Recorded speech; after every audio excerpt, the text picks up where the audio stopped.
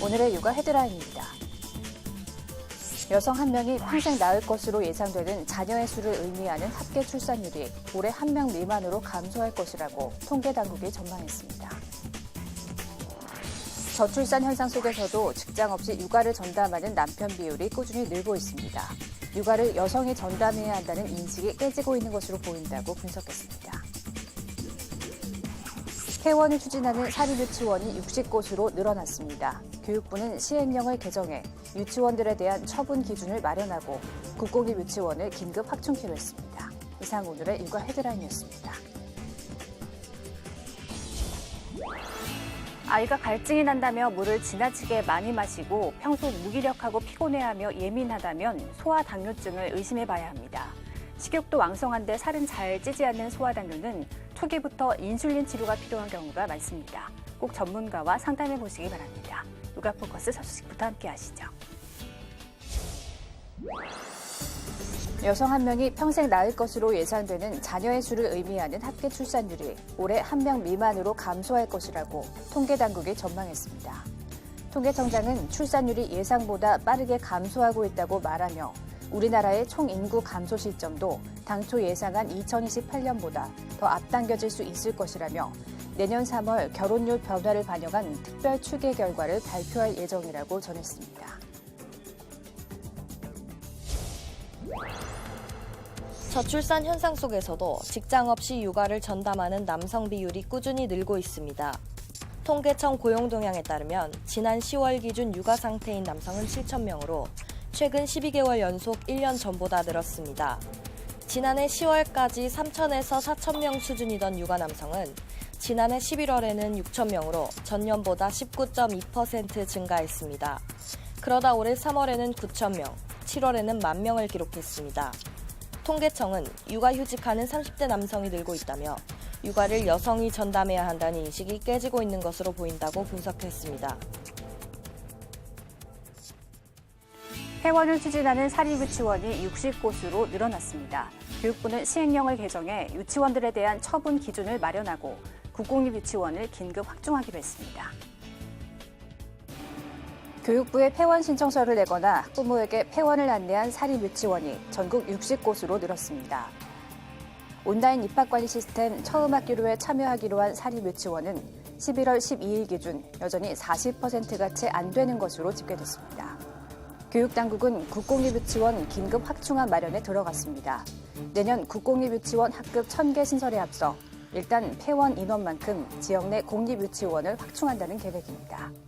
초등학교 병설 학급 증설과 인근 지방자치단체 등 공공시설 장기 임대, 더 나아가 해당 폐원 희망 사립유치원 건물을 아이들이 졸업할 때까지 단기 임대하는 불법 폐원과 모집 보류 등에는 특별감사로 대응하되 폐원 시 원아들은 인근 국공립유치원과 연계해 전원 조치하기로 했습니다.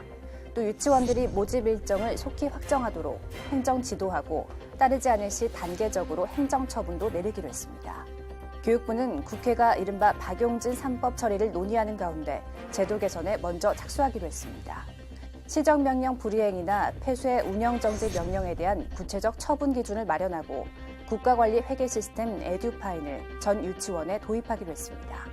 또 법인 전환을 유도하기 위해서 수익용 기본재산 출연 요건을 완화하는 조치도 시작합니다.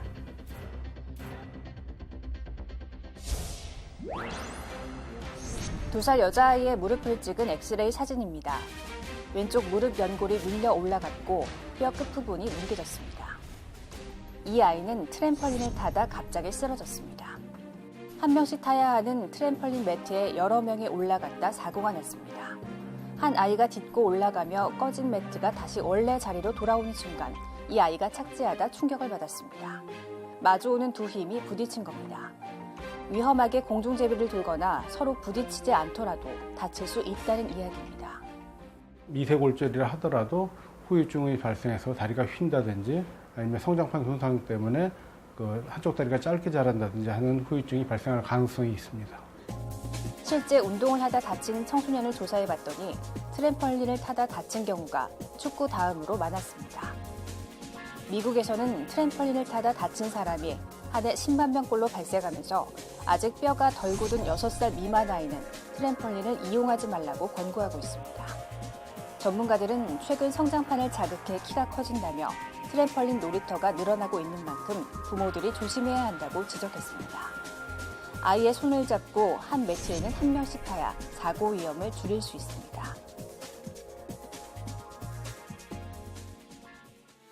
요즘 아침 저녁으로 오락가락하는 기온 탓에 감기 걸리는 분들 많으시죠?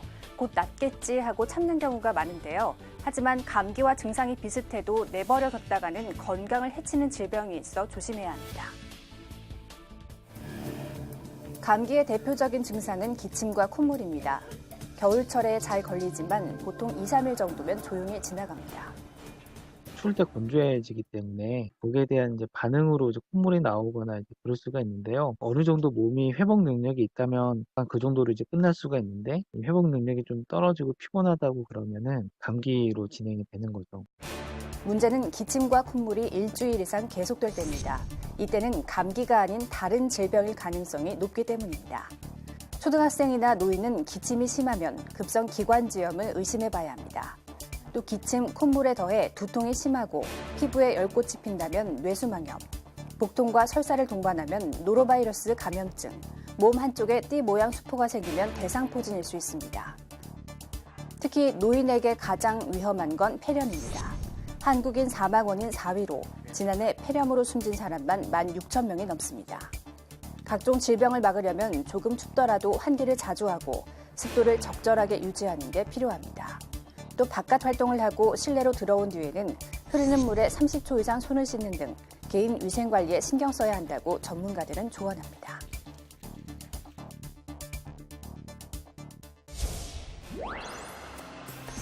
경기도 내 각급 학교에 친환경 농산물을 공급하는 물류센터입니다.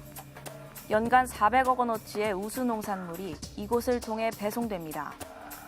연간 배송료가 25억 원에 달해 당연히 공개 경쟁 입찰 대상이지만 경기도 담당 공무원과 산하기관 담당자는 무자격 업체와 수의 계약을 체결한 것으로 드러났습니다. 산하기관 단장 윤모 씨는 지난 2016년 안건에도 없던 수의 계약건을 위원회에 상정해 무자격 업체를 선정했고 뒤늦게 결정사항을 통보받은 본부장이 이의를 제기하자 도청 담당 과장과 팀장이 압력을 넣어 수의 계약을 밀어붙였다는 겁니다.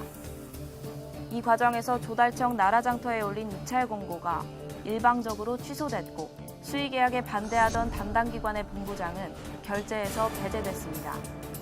2년간 46억 원의 계약을 따낸 업체는 운송사업자 면허조차 없는 무자격자로 결국 또 다른 운수업체에 배송 업무를 하청준 것으로 조사됐습니다. 법령과 규칙대로 해야 되는데 이분들은 그걸 다 무시했습니다. 어느 특정 업체를 밀어주기 위해서 막말로 직권을 남용하였고. 경찰은 경기도 과장과 팀장, 배송 업무를 하청주고 2억 원을 받은 업체 대표 등 6명을 기소 의견으로 검찰에 송치했습니다. 또 해당 기관으로부터 감사 요청을 받고도 묵살한 감사과장 등 직무 관련자 8명의 명단을 경기도에 통보했습니다. 중학생이 아파트 옥상에서 집단 폭행을 당하다 추락해 숨진 사건과 관련해 폭력을 저지른 10대 4명이 경찰에 구속됐는데요. 잔혹한 10대 범죄에 소년법 개정을 요구하는 목소리가 점점 커지고 있습니다. 최근 인천의 한 아파트 옥상에서 추락해 숨진 학생이 집단 폭행을 당했던 사실이 알려지면서 사회적 공분이 일었습니다. 가해 학생 4명 중 1명이 구속심사를 받기 위해 법원에 갈 때 입은 겉옷이 숨진 학생의 것으로 확인되면서 분노는 더욱 커졌습니다. 가해 학생들이 모두 10대로 소년법 적용을 받아 일반 성인에 비해 가벼운 처벌을 받을 확률이 높아 소년법 개정은 물론 폐지를 촉구하는 목소리까지 나오고 있습니다. 실제로 지난해 초등학생을 유인해 살해한 뒤 시신을 훼손한 사건을 시작으로 올해 들어 서울과 부산 등에서 발생한 집단 폭행과 성폭행 사건까지 10대들의 범죄는 끊이지 않고 있습니다. 청와대가 모두 3차례에 걸쳐 소년법 개정을 요구하는 국민청원에 답변을 내어도 관련 청원은 계속 이어지고 있습니다. 청원을 통해 여러 차례 국민들이 주신 의제로서 현행법과 국민의 법감정 사이에 괴리가 있는 것도 사실입니다. 국회에서도 관련 법안에 대해 논의하고 있습니다. 정부는 올해 안에 형사 미성년자 연령을 하향 조정하는 소년법 개정이 이뤄질 수 있도록 할 방침이지만 당분간 논란은 계속될 전망입니다.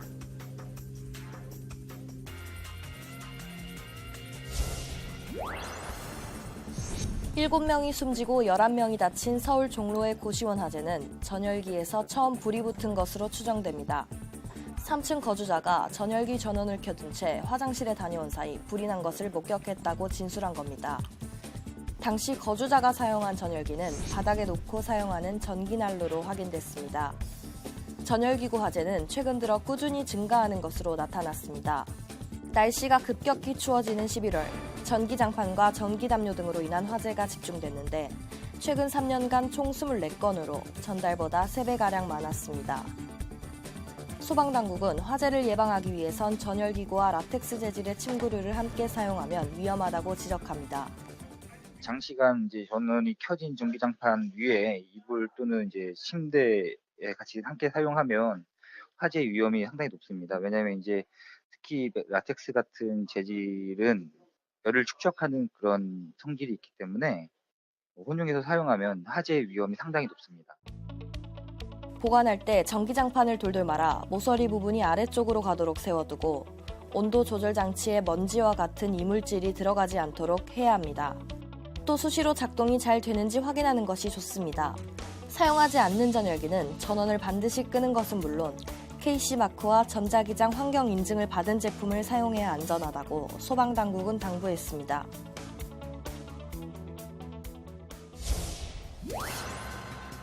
봄의 불청객으로 불리던 미세먼지가 이제 봄뿐만 아니라 1년 내내 기승을 부리고 있습니다. 이런 환경이 오래 이어지면 만성 폐쇄성 폐질환, 즉 평생 폐병을 달고 살아야 할 가능성이 커집니다. OECD 국가들의 미세먼지 농도가 점차 줄어드는 동안 우리나라는 연평균 세제곱미터당 29 마이크로그램까지 올랐습니다. 이런 속도로 미세먼지가 늘어나면 2060년 OECD 국가 중 대기오염 탓에 일찍 숨지는 사람이 가장 많은 나라가 될 전망입니다. 미세먼지 농도가 10 마이크로그램 오를 때마다 만성 폐쇄성 폐질환 사망률이 1%포인트 넘게 높아지는 것으로 알려져 있기 때문입니다. 게다가 한 번 병에 걸리면 미세먼지가 심한 날 호흡곤란 횟수가 정상인의 28배나 늘어나 삶의 질까지 크게 떨어집니다. 만성 폐쇄성 폐질환자는 340만 명이 넘는 것으로 추정되지만 이를 알고 진단을 받는 비율이 3%가 채 안 됩니다. 대표적인 무관심 질병입니다. 설사 안다 해도 미세먼지가 덮치는 상황에서 개인이 할 수 있는 것은 담배 연기를 멀리하고 마스크를 잘 쓰는 것뿐. 가급적 이렇게 미세먼지가 심한 날에는 외출을 좀 자제하시고 미세먼지 마스크가 완벽하지는 않지만 좀 도움이 될 수가 있습니다.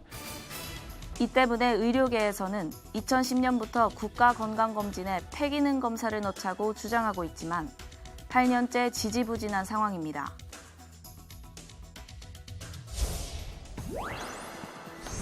각종 축제를 비롯한 야외 활동이 많은 가을에는 도시락 등으로 인한 식중독 발생 위험이 커집니다. 아침 저녁으로는 날씨가 쌀쌀하지만 낮 동안 기온이 올라 식중독균이 증식하기 쉬워서입니다.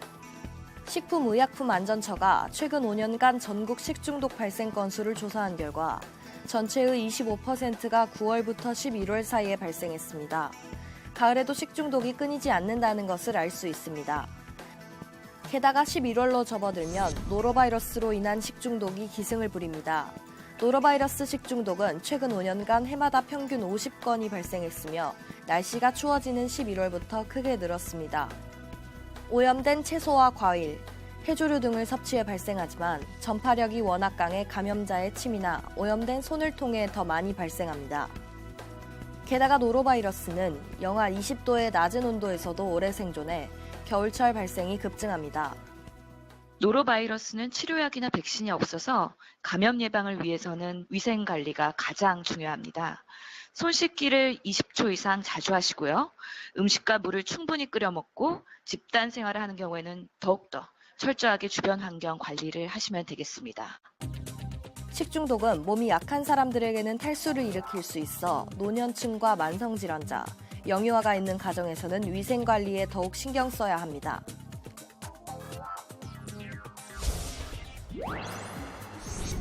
뿌연 연기가 산을 뒤덮고 붉은 불길이 끊임없이 이어집니다. 지난 3월 강원 고성에서 발생한 산불은 순식간에 축구장 56개의 면적에 달하는 산림을 태웠습니다. 주민 1000여 명이 대피한 것은 물론 인근 학교들 역시 휴교령이 내려졌습니다. 당시 강풍과 건조주의보로 화재 진화에 어려움을 겪었습니다. 올해 전국에 난 산불은 모두 451건, 축구장 1150여 개 면적과 맞먹는 산림 825여 헥타르를 태웠습니다. 지난해에는 극심한 가뭄으로 가을철 산불이 평년보다 3배 늘기도 했습니다. 가을에는 낙엽이 많이 떨어지니까 이 낙엽이 가연물이 돼서 화재 발생할 우려가 높고요. 그 다음에 가을에는 특별히 사계절 중에 더 건조하기 때문에 최근 10년간 11월부터 12월 중순까지 한 달 반 동안 발생한 산불은 한 해 평균 29건. 가을철 산불 원인은 2건 중 1건이 입산자 실화로 조사돼 등산객들이 라이터 등 입산 금지 소지품을 갖고 가지 않도록 주의가 필요합니다. 산림청은 12월 15일까지 비상대응 체제를 유지하고 산불 위험 지역은 입산 통제를 하는 한편 산림 인접농가에 소각행위 자제를 요청할 방침입니다.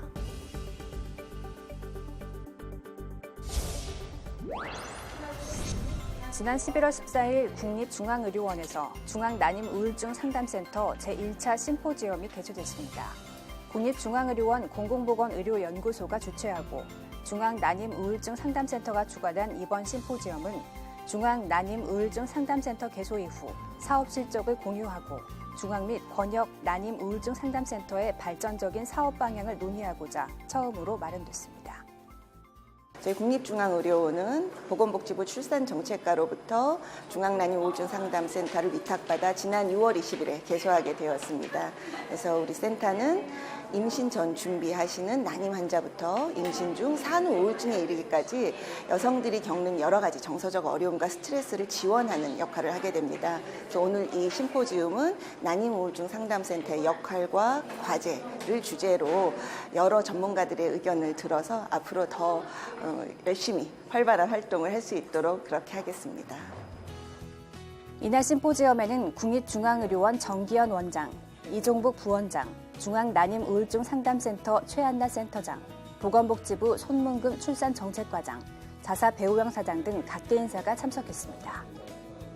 국립중앙의료원 정기현 원장은 개회사를 통해 난임 환자의 스트레스 감소 및 임산부의 정신건강 증진 방안을 찾기 위해 노력하겠다고 밝혔습니다. 이날 심포지엄에서 발표한 김진영 교수는 난임 환자 치료에 있어 불안이나 우울감 등에 대한 정신사회적 지지가 중요하며 치료 기간 및 치료 후에도 장기적인 케어가 중요하다고 말했습니다. 저출산의 원인과 해결 방안에 대해 발표한 이동우 교수는 국가주도 출산 정책에서 개인의 선택권이 존중되고 삶의 질을 향상시키는 출산 정책으로 바뀌어야 한다고 밝혔습니다. 보건복지부 손문금 출산정책과장은 중앙난임우울증상담센터 운영 방향에 대해 말하며 난임 환자의 정서적 안정을 지원하고 임산부 정신건강 고위험군을 조기에 발굴하고 적절한 치료가 이루어질 수 있도록 노력하겠다고 밝혔습니다. 중앙난임우울증상담센터 최한나 센터장은 이번 심포지엄을 통해 난임에 대한 이해를 높이고 사회적 인식을 높이는 데 도움이 되길 바란다고 밝혔습니다.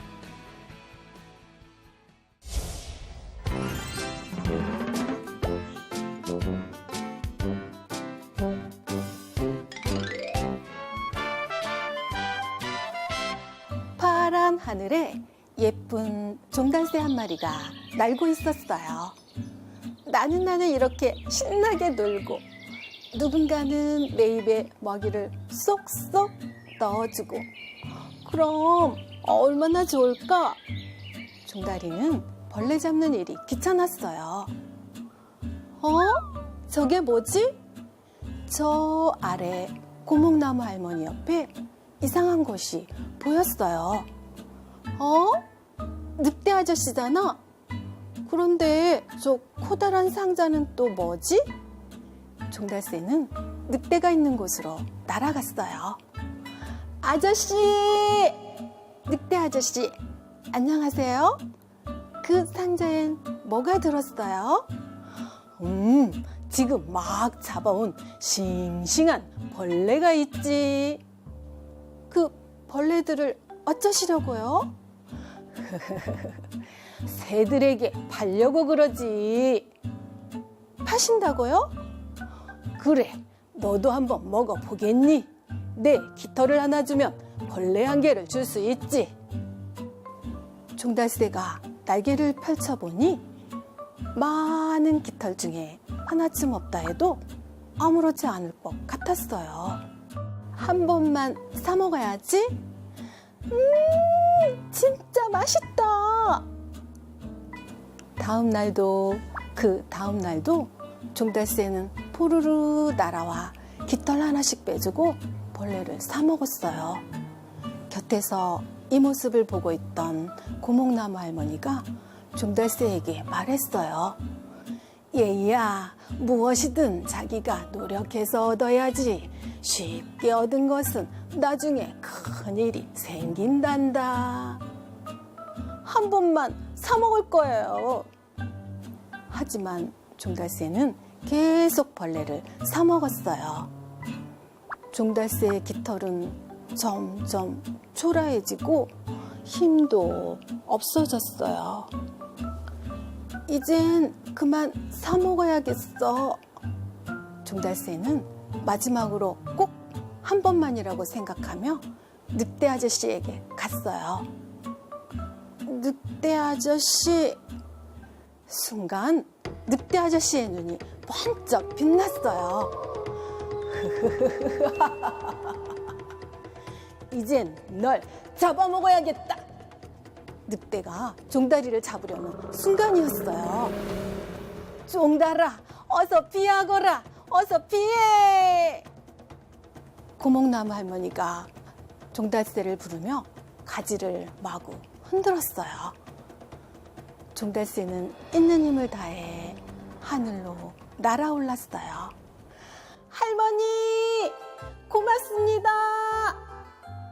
그날 이후로 종달새는 일찍 일어나 먹이를 찾게 되었대요.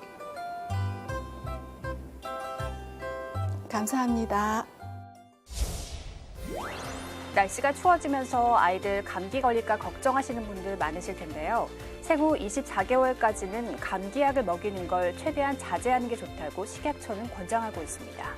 감기는 무엇보다 예방이 우선이겠죠. 알맞은 습도 관리, 제철 음식 챙겨 먹기 등으로 건강한 겨울 맞이하시기 바랍니다. 육아포커스 마칩니다. 시청해주신 여러분 고맙습니다.